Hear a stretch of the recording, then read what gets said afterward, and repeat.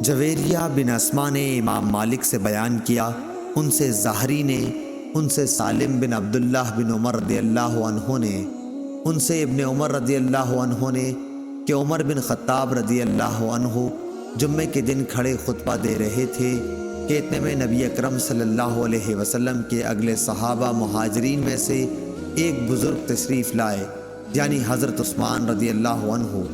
عمر رضی اللہ عنہ نے ان سے کہا، بھلا یہ کون سا وقت ہے؟ انہوں نے فرمایا کہ میں مشغول ہو گیا تھا اور گھر واپس آتے ہی اذان کی آواز سنی، اس لیے میں وضو سے زیادہ اور کچھ غسل نہ کر سکا۔ حضرت عمر رضی اللہ عنہ نے فرمایا کہ اچھا وضو بھی، حالانکہ آپ کو معلوم ہے کہ نبی کریم صلی اللہ علیہ وسلم غسل کے لیے فرماتے تھے۔ صحیح بخاری حدیث نمبر 878۔